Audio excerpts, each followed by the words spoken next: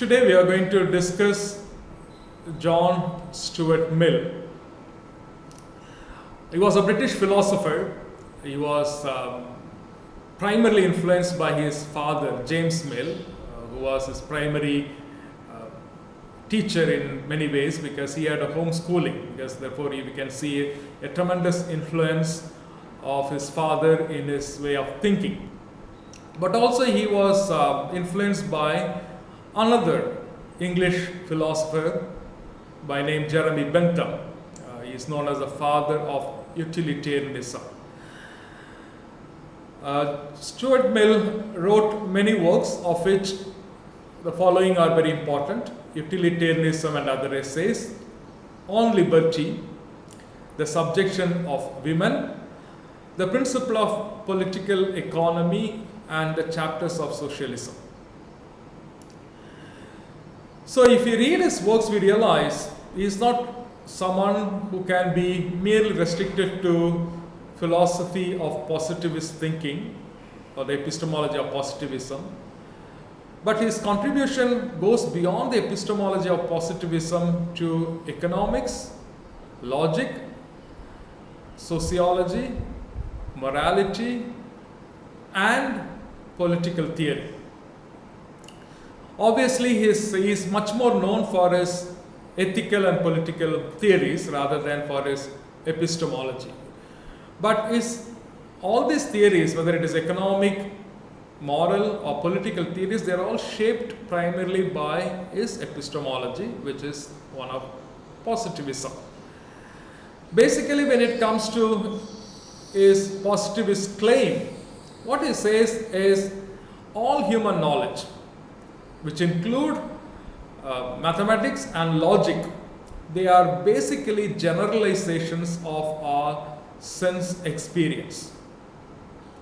So from the sense experience, we immediately know what we think and what we feel. And then not only that we know what we think and what we feel, we can make associations of one thought to another, and that leads to confirm us to a certain uniformity that exists. In other words, the best logic is one of induction. So there is a deductive logic and an inductive logic. Deductive logic begins from generalization and moves to particular, whereas the induction begins from the particular and moves to general. And that explains why he is positivist, because that is what natural sciences do. You start experimenting with one, and then you find that the same thing, you find another of the same type. You for example, take a drop of water and find out it is made of 2 molecules of hydrogen and 1 molecule of oxygen. Then you try with another drop of water, and then you keep doing, and then if you have got enough of the data, you come to conclude, therefore, water is H2O. So it is from particular to general. So that is the best form of logic, and in fact he has written extensively about some rules for induction, which we will not be taking up because that could be a bit dry. Logic basically is a dry thing, and that's not a matter of interest for us. When it comes to economics, he advocated what is known as liberalism. In fact, he is one of the most important thinkers who advocated what is known as the laissez-faire economics, the free play of competing interests. So, because that leads to prosperity, that is the hallmark we know of capitalism. Capitalism thrives on this principle. When it comes to ethics, he advocated utilitarianism. I will explain that in detail, each of these things. Basically, what you need to remember is utilitarianism is a principle that claims that a moral action has to be judged by the consequences of the action. And the consequences, if that promotes greatest happiness for the greatest number of people, or at least if it reduces pain to the greatest number of people, then that will be morally a good action. So it is known as the greatest happiness principle as well. When it comes to politics, again, he defends a representative democracy. Now, there are nuances to his thinking. He also, on the one hand, sometimes seems to be advocating despotism. But generally, he says, compared to despotism, the representative democracy is of greater significance. Now let us take each of these things. Of course, when it comes to women, he emphasizes on the equality, and then of course he has a reason why he does that. One of the important contributions that he has in today's philosophy is this principle of utilitarianism. But he is not the one who suggested that. In fact, that was already suggested by his mentor, Jeremy Bentham. Now, Jeremy Bentham came up with a simple idea. The idea is human beings naturally want happiness. We all desire happiness. None of us desire pain. So therefore, happiness is an intrinsic moral good. Intrinsically means in itself. It is not dependent on something else to be a moral good. So therefore, pursuit of happiness is morally not only permissible but desirable. It is highly recommended that we pursue happiness. But then we don't pursue happiness only for ourselves. We pursue happiness for the greater number of people in the society. Therefore, there is also a social concern. It is not something only of an individual concern. So this is basically how Jeremy Bentham has come up with this idea of utilitarianism. Now, where does Mill diverge from Bentham? Mill has to change his course slightly because of a strong objection that was placed before the utilitarian idea of Bentham. Now, when you say happiness, suppose if I am a drunkard, I derive happiness by getting drunk. Suppose if for you happiness is by reading, if you are a literature student and you are passionate about literature, probably it is the happiness is derived from reading the plays of Shakespeare. Now, Bentham seems to be equating these two are the same way. So it is on par. The happiness I derive from getting drunk is of same worth as the happiness that you derive from reading the plays of Shakespeare. Now, this is a serious criticism that was placed before Bentham. Therefore, Mill thought there is merit in this criticism, and therefore he disagreed with Bentham on this point. So therefore, instead of looking at happiness or pleasure merely in terms of how much pleasure do I get, Bentham would even say by drinking I get more happiness, then it is the drinking that is a better moral action rather than reading Shakespeare's play, because the quantity of the pleasure matters. So Mill would say it is not how much pleasure or happiness I get, rather what kind of pleasure or what kind of happiness do I get. So there is something called quality involved in our happiness. So there are certain pleasures that humans and animals have in common. For example, the appetite.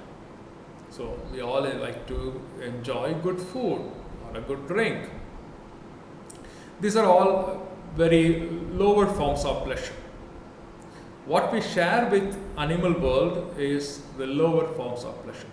What is unique to human beings, the appreciation of art, poetry, which surpasses the sensual desire that we have, is higher form of pleasure. Hence, Mill came up with a very famous statement: it is better to be a human being dissatisfied than a pig satisfied.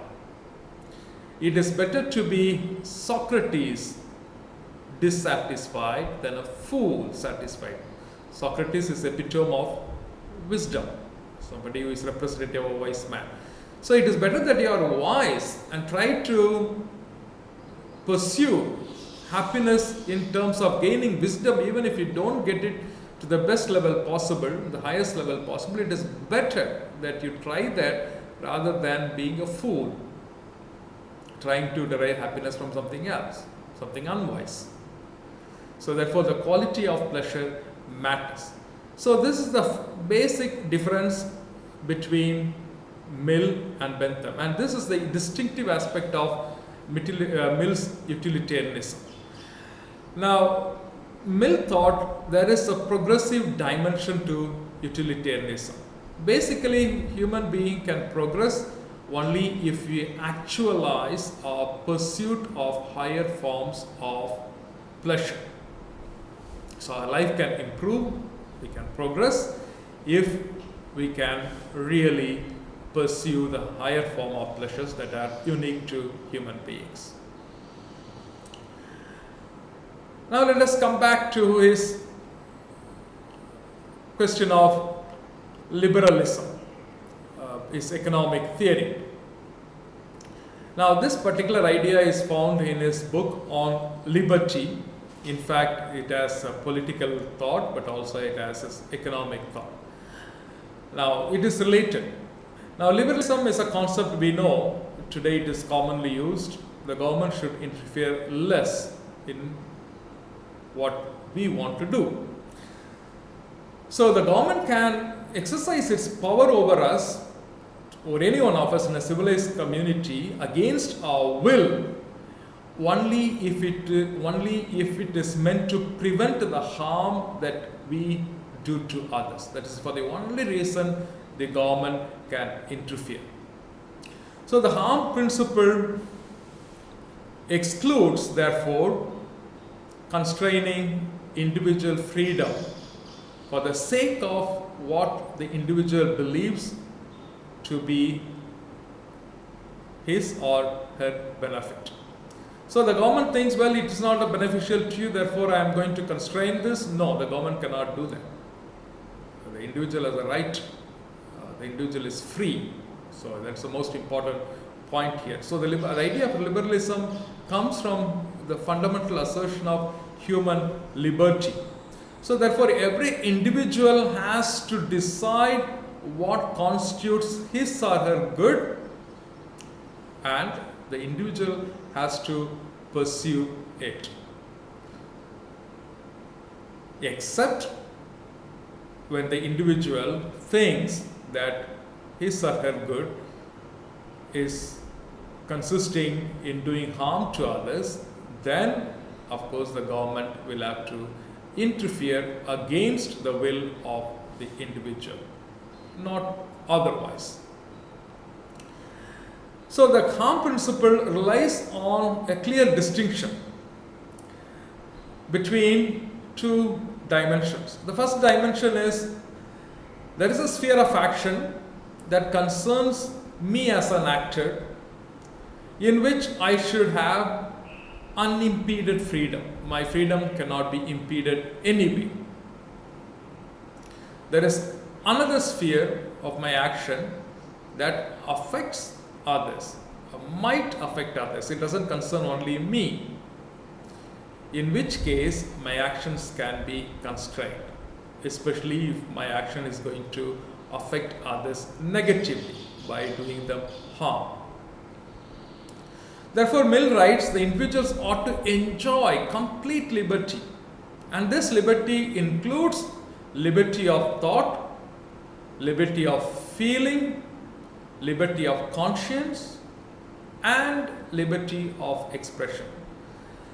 So this is something that seems to be very common to us today, living in a democratic society. But at the time when Mill lived in the 19th century, some of these things were still emerging. It was not all that evident. So today, of course, these things are very evident to us. We take it for granted. So these things were not all that clear at the time of Mill. So they were still emerging. So therefore, at that time, it was definitely a novel idea. Not anymore, of course. But Mill has contributed to what today we have accepted to the liberty as a fundamental right, in all the democratic societies at least. So that is very important. Now, therefore, the free expression is very important, very vital. And the reason is for him very simple. The reason is not because I can speak anything I want. That's not the purpose. The reason is, unless and otherwise I have the freedom of expression, I will not be able to exercise my own ability for independent reasoning. Now, my independent reasoning is important as part of my pursuit of happiness. Happiness not only for myself but also for the society, because if I am capable of reasoning independently, that I can contribute to the betterment of the society as well. So I am not someone who is developing a herd mentality. I am not going in the flow. I am not thinking otherwise. So I have nothing new to offer to the society. So my ability to think independently not only contributes to the pursuit of my individual happiness, but also for the happiness of the society, insofar as it can contribute to make the society better. Now let us move to his idea of representative form of government and democracy. Now, Mill proposes two criteria for good government. The first criterion is the government should promote the common good. What is common good? Common good means promoting the virtue and the intelligence of people. Say, a good government must promote the virtue and intelligence of the people. The second criterion of a good government is the government must make use of the capacities of every individual for the common good. Now that is the reason he thinks a benevolent despotism, however well-intentioned, is not as great as a representative form of democracy. He thinks, well, the benevolent despotism can sometimes do us good, because if we are ruled by a wise person, and obviously the wise person would promote the common good. But when it comes to the second criterion of the common good, it does not necessarily help that the individual capabilities are contributed to the common good, because after all, the individuals don't matter. It is finally the benevolent ruler who matters. So therefore, the best form of government is to elect the body of representatives through universal suffrage. So the purpose of the representative body for him is to articulate the needs and concerns of the people through free and open discussion, so that the government can decide on the goals of its policy. So the task of governing a large nation is sufficiently complex, and therefore it requires a high level of technical knowledge. Therefore, we need civil servants who could draft legislation. So not everybody can draft legislation, not all people can draft legislation. We need some technical experts who can draft legislation, but taking into account the representatives, the people whom they represent. So therefore it is done with the oversight of these representatives, because these are the people who really represent the people. So this is what we also know in normally the different functions in the government. There are also bureaucrats. The bureaucrats are not elected by us, but the bureaucrats are the civil servants, and they work under the supervision of the elected representatives, because the representatives are supposed to represent the voice of the people. So Mill also encourages the importance of the local government, especially in a huge nation. Of course, he is aware of countries that are enormously populated, and therefore local bodies of government is much encouraged and recommended. One of the important drawbacks that Mill finds in the despotic government is that it creates passive population. Unless and otherwise people are active, they are engaged in social life, they cannot cultivate their intelligence and virtue. So it is only through actualizing their capacities that they can develop them. So the despotic government deprives people of this opportunity to act for themselves, and therefore to deprives them of the opportunity to develop their higher capabilities. So that is the reason why representative government has a clear advantage. Even in the process of selecting representatives, there is a local participation, and the participation is in terms of free, open discussion, and therefore that also improves our intelligence and our virtue. So this is the reason why Mill thinks the representative form of government is the most effective way to organize the capabilities of each individual citizen for the common good of all. However, Mill also thinks that a representative form of democracy may not be applicable for every country. So therefore, we cannot say representative form of government is the best government at all times in all places. So the governments must be tailored according to the people who are governed. If people are not living in a civilized world, if people are not fit for freedom or liberty, then despotism becomes a legitimate mode of government. Because if people are not civilized, obviously if they are not capable of freedom, then they are likely going to misuse the freedom because they are not civilized enough.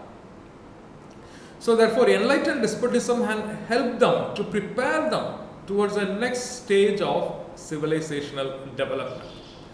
So liberty is valuable only for people who can benefit from it.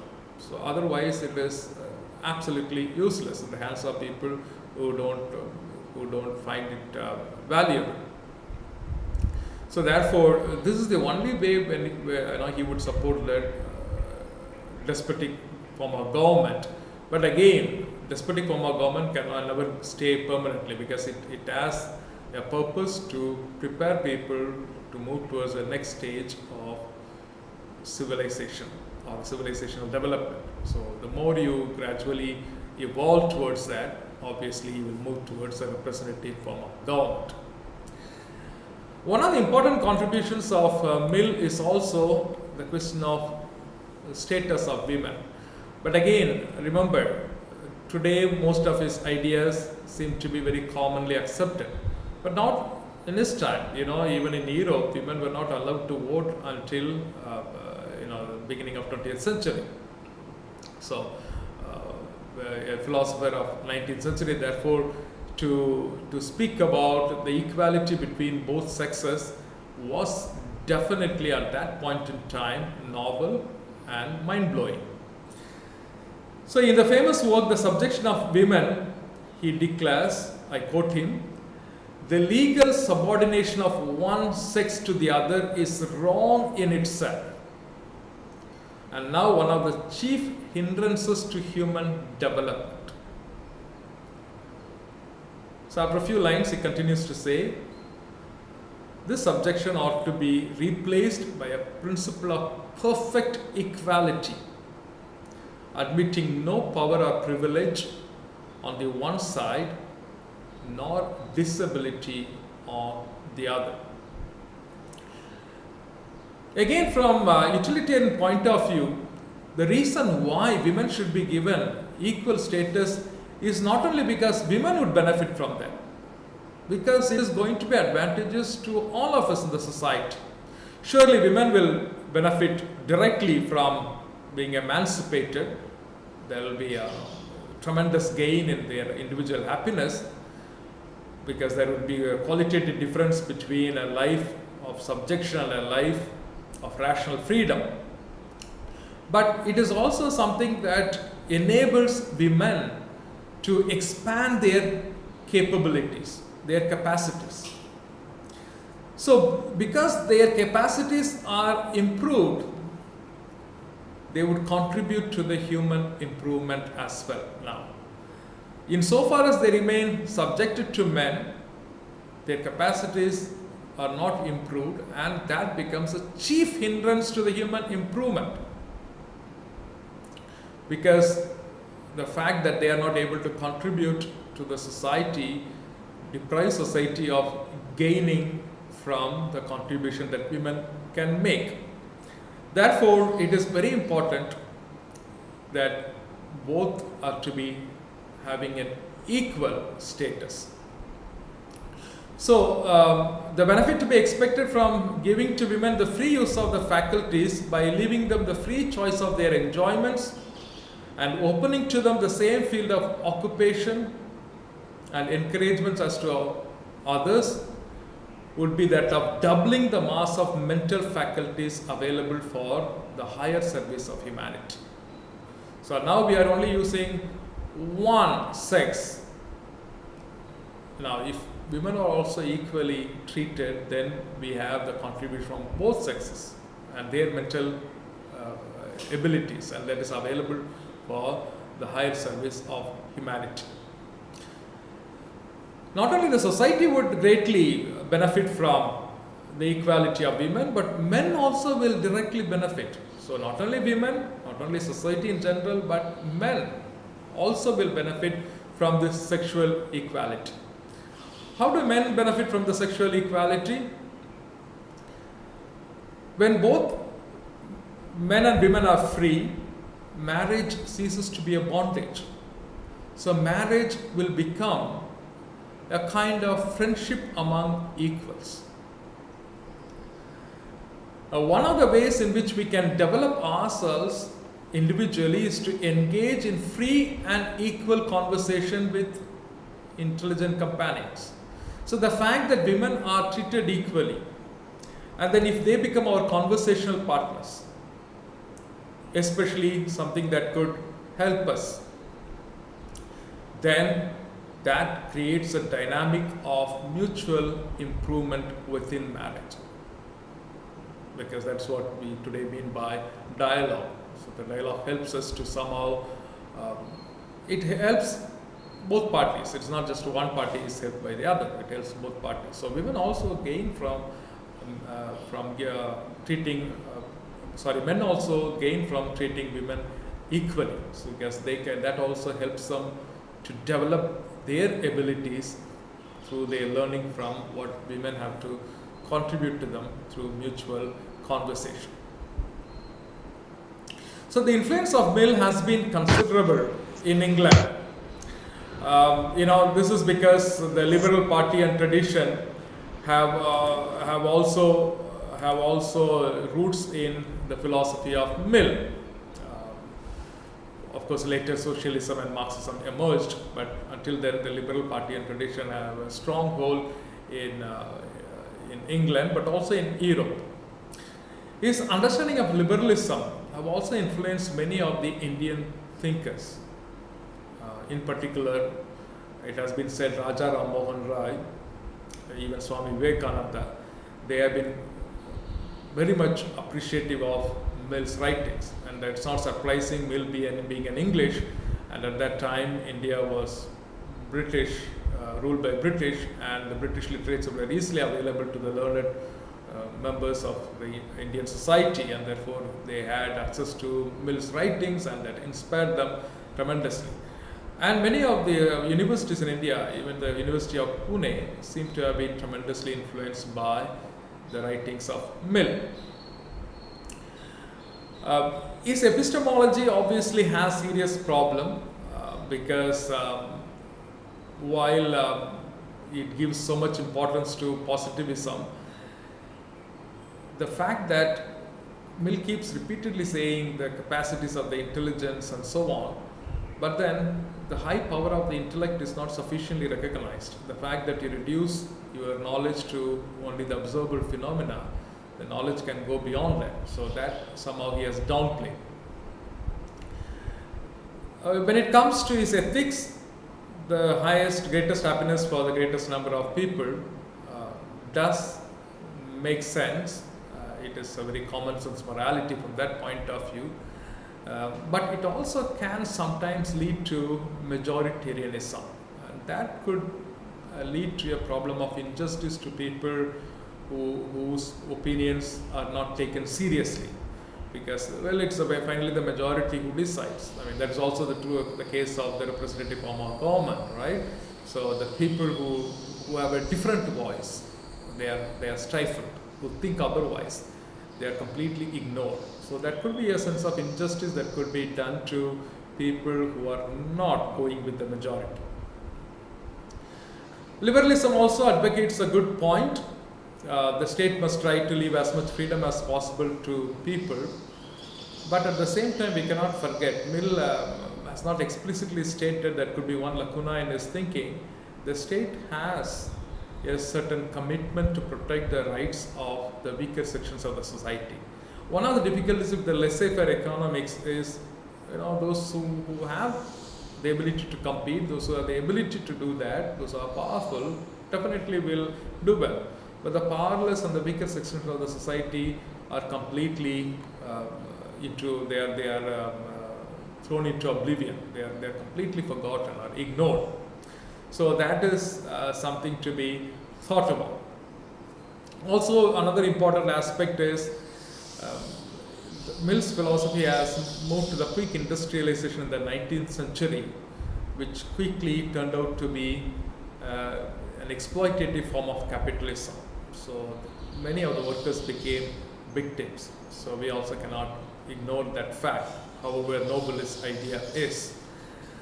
Interestingly, in the 20th century, particularly with the emergence of Marx and subsequent socialism, we have the liberation theory or the liberation philosophy emerged, which is exactly the opposite of liberalism.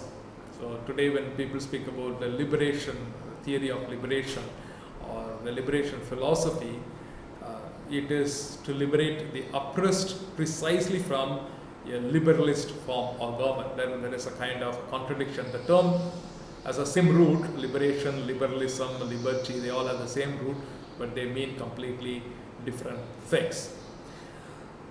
Be that as it may, Mill has definitely contributed to the moral, political and economic theories, and it has validity even today.